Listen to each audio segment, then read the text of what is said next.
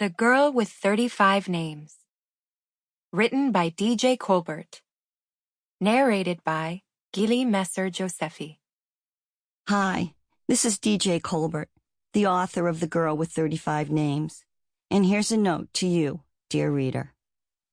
Molly is the girl with 35 names, each one of them special and not one the same.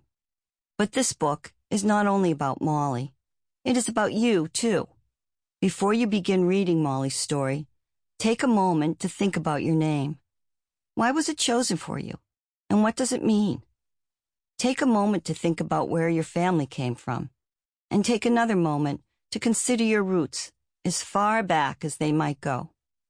Think about how an ancestor's decision to immigrate has made a difference in the life you now lead. Think about the talents, values, and desires you have. Might these have come from someone before your time? How have you been touched by someone you may never meet? When you do, you will discover how very special and unique each one of us is. We each have a story to tell. I have made this journey of discovery, and that is how I came to write The Girl with 35 Names. The character of Molly is based on the life of my grandmother Malka, who grew up in a small village in Russia. She was married to a man she first met on her wedding day, and because of the war that came to her country, she was forced to emigrate and build a new life in America. Her strength and courage, her adaptability and endless optimism, her joy of giving to others, as well as her deep and tender love of family, inspired me to write this narrative of her life. It is my hope that readers today will discover through Molly's experiences the joy of giving to others and the importance of learning who we really are and where we come from. Together, let's make our connections to our past and understand the impact these connections may have on our future. Thanks so much for reading. From Tiny Seeds, Miracles Grow. Chapter 1. Molly.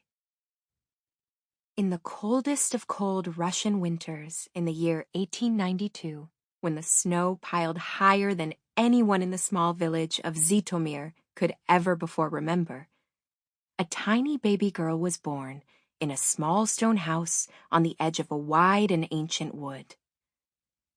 Eagerly awaited and somewhat of a miracle, she was a very special baby because her parents had long ago given up hope of ever having a child. And so this baby had been dearly loved from the first. Outside the little house that night, the snowflakes that fell were as big as dinner plates, and the stars sparkled and their light bathed the trees with silver. The snow covered the ground with a beautiful glow. Inside, all was warm and light. A fire blazed in the hearth, and the smell of cinnamon and cloves and fresh bread baking filled the little house with fabulous aromas. Nestled comfortably in her mother's arms in a bed near the fire, the new baby cooed softly.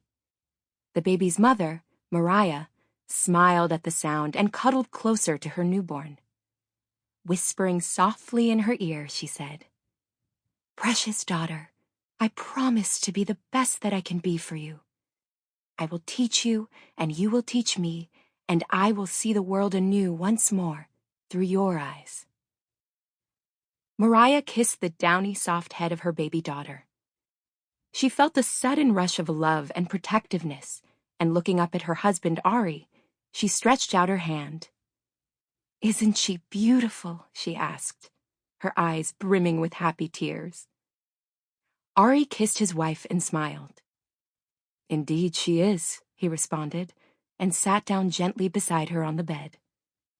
"We shall call her Malka," said Mariah. "I have always liked that name." "Ah," replied Ari, "you have decided and chosen well. It will be as you wish, my love. It is your decision after all, and I like the name too. It means queen, and if this little one is anything like her sweet mother, it is well deserved." Ari looked down at his wife with a loving smile and gave her a wink.